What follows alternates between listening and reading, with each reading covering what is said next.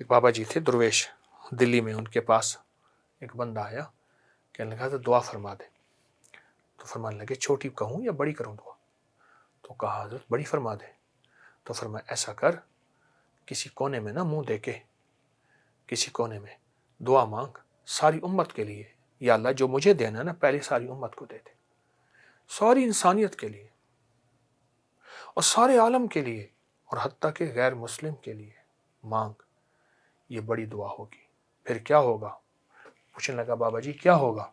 کہا ساری انسانیت میں جتنے انسان جن ہیں ان کی طرف جتنی برکتیں اس کریم کی عطاؤں کی جائیں گی، وہ ساری کی ساری لوٹ کے اتنی ہی تیرے پاس آئیں گی، ان کی بھی کم نہیں ہوں گی. اور اگر اکیلا اپنے لیے مانگے گا تو اکیلی تجھے ملیں گی. ایک درویش کے پاس، جھنجھانا کے ایک درویش تھے، تو ان کے پاس ایک بندہ آیا اور کہنے لگا حضرت تو شارٹ کٹ ولایت کا راستہ بتائیں.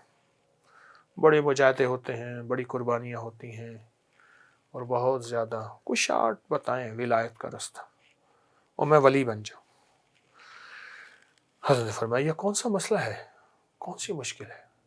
فرمایا جب کوئی غیر مسلم بغیر کلمے کے مرے، کسی کونے میں منہ دے کے رو لیا کر، اللہ تجھے ولایت دے دے گا. یا اللہ یہ بغیر کلمے کے مر گیا، اے اللہ اس کو کلمہ نصیب ہونا تھا، اے اللہ کملی والے کا اس کو دیدار ہونا تھا، اے اللہ تیرا دیدار ہونا تھا، یہ بغیر کلمے کے مر گیا. اس کے لیے تیرے دل میں خیر خواہی کا جذبہ ہو، محبت کا جذبہ ہو، نفرت کا جذبہ نہ ہو. اور میں کہ کوئی غیر مسلم بغیر کلمے کے مر جائے، کسی کونے میں منہ دے کے رو لینا، اس رونے پہ اللہ تجھے ولایت دے دے گا. ہم ایسے حبیب کملی والی کی امت ہیں جس نے ختم نبوت کے صدقے یہ ہے کہ ساری انسانیت قیامت تک کے لیے وہ نبی ہیں. تو ہمارے جذبے بھی قیامت تک والے کے لیے ہوں کہ یا اللہ قیامت تک جو امت آئے گی اور جو پہلے تھی اور جو موجودہ ہے، اے اللہ ان سب کے لیے میرے روزے کی خیروں کو تقسیم کر دے. ایک بندہ تھا وہ ایک دعا مانگتا تھا کہ یا اللہ جتنی بھی موت کی سختیاں ہیں نا، اللہ میرے پاس تو اور کوئی نیکی نہیں ہے، ایسا کرنا جتنے بھی لوگ ہیں سب کی موت کی سختی اللہ مجھے دے دینا، اور میں موت کی سختی وہ چکھ لوں. مرنا تو ویسے ہے، اللہ وہ موت کی سختی کسی اور کو نہ دینا. بس یہ دعا مانگتا تھا، اس کے پاس اور کوئی نیکی نہیں تھی. اور جب موت آئی تو اللہ پاک نے فرمایا فرشتوں کو، فرشتوں جتنی موت کی نرمیاں ہیں اسے دے دو.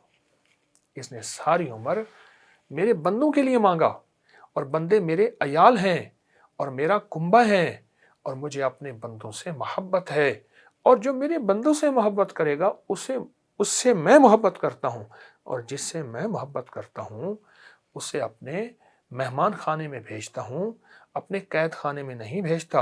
اور میرا مہمان خانہ جنت ہے اور میرا قید خانہ جہنم ہے. فرشتوں ساری خیریں اس کی طرف لوٹا دو، ساری نرمیاں، ساری عافیتیں. اور اس کی روح نکلی ایسے کہ جیسے کہ پھول کی خوشبو.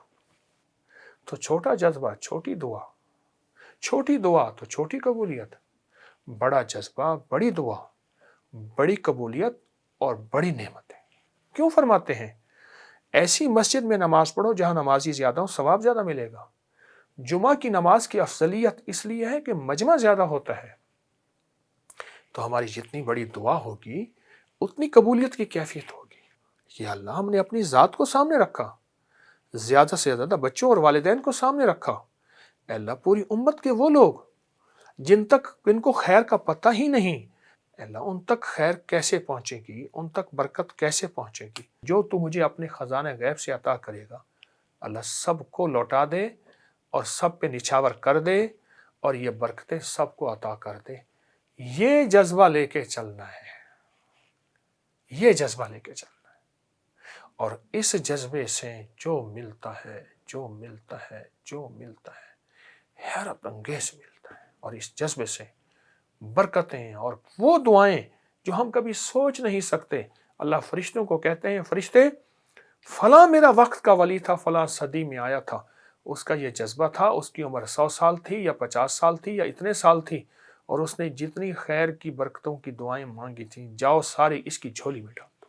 ہمیں تو پتہ ہی نہیں ہوگا، صرف اس جذبے کی وجہ سے جھولیاں بھر کے بیٹھ، بہاریں لے کے سرخ رو ہو کے بیٹھ جائیں گے. بولیں کتنا زبردست جذبہ ہے. اور یہ ساری چکیاں ہیں، چکیاں، واہ یہ ساری چکیاں پڑی ہیں. اور یہ بھی پھر وہی والا سسٹم ہے، فل باڈی ایکسرسائز اور سارا کچھ اس کا چکی سارا کا وہی اس میں. چیز ہے. اور اس کا جو نکلا ہوا آٹا ہے وہ بھی وہ تو پھر زندگی ہے، اس کے اندر بیماری نام کی چیز نہیں ہے، شفا یابی کا پیغام ہے. پیغام. اصل میں وہ چکی نہیں چل رہی. جی جی اصل میں وہ آپ ایک اور چیز دیکھیں، چکی ہمیشہ اینٹی کلاک چلتی ہے. جی جی جی جی جی دائیں. جی. اور پوری دنیا میں شفا یابی کے راز ہمیشہ اینٹی کلاک ہوتے اینٹی کلاک وائز. ہیں. یہ کلاک یہ کلاک وائز ہے. ہاں جی ہاں جی. Anti clock. اور ہمیشہ سنت زندگی اینٹی کلاک، یہ دائیں طرف سے. دائیں طرف سے. اس میں بڑے راز ہیں. سائنس نے اسے اینٹی کلاک کہہ دیا، ہم اسے دائیں راستہ کہتے ہیں، دائیں طرف کہتے ہیں. اور اس میں صحت یابی کے راز، شفا یابی کے راز، حفاظت کے نظام، حادثات سے حفاظت اور تحفظ. خانہ کعبہ کا طواف بھی جو اینٹی کلاک وائز ہے، اس میں اینٹی کلاک وائز ہے پورا نظام یہی. تو یہ شیر کا پورے کا پورا چیتے کا پورا جسم ہے، اور اس کو ہم نے اونٹ کی کھال پہ رکھا ہوا ہے. اس کا پورا حصہ جو ہے سر، اس کو محفوظ کیا ہوا ہے. آپ اس کے ناخن دیکھیے. جی ناخن ابھی تک ہیں. اور یہ گفٹ آیا ہے یا خود شکار کیا؟ بس یہ اصل میں جب طلب ہوتی ہے نا، پھر طلب پہ ساری راہیں کھلتی. ارے اللہ اکبر. شکار کا شوق نہ بالکل بھی نہیں. بالکل. وجہ اس کی وجہ ہے تو آپ جس علاقے سے ہیں وہاں کا تو ایک پورا اصل میں میں ایک پرانے قدیم شہر سے میرا تعلق، لیکن شکار اس لیے نہیں کہ فطرت اور زندگی کو جینے دے، اور فطرت کو رہنے دے. کیونکہ یہ فطرت ہے. میں شکار کو حرام نہیں کہتا، پر میں کہتا ہوں آج کے دور میں شکار کی ضرورت نہیں. گوشت اتنا ہو گیا ہے، اتنا ہو گیا ہے، ان کو جینے دیں، سروائیو کرنے دیں. ارے واہ واہ، خوبصورت. ایک مغلیہ دور میں پرانے بادشاہوں، راجوں مہاراجوں میں ایک وقت ایسا تھا کہ شکار کے لیے 10-12 سال کے، 8-10 سال کے بچے بطور چارہ استعمال ہوتے تھے. اسے چارہ کہتے تھے. جنگلوں میں اونچی مچان بنائی جاتی تھی. چیتے کے شکار کے لیے بچے کو بوری میں ڈال کے اس مچان کے سامنے جہاں تیر لے کے یا بندوق لے کے بیٹھا ہوتا تھا، بچہ شور کرتا تھا. اس کے شور میں وہ چیتا، شیر آتا تھا، اس کو چیرتا تھا. ادھر بچہ بھی مر جاتا تھا، ادھر نشانے سے شیر بھی مر جاتا تھا. اور راجوں مہاراجوں کا شوق پورا ہو جاتا. نہیں ایسے شوق تو رہنے دیں.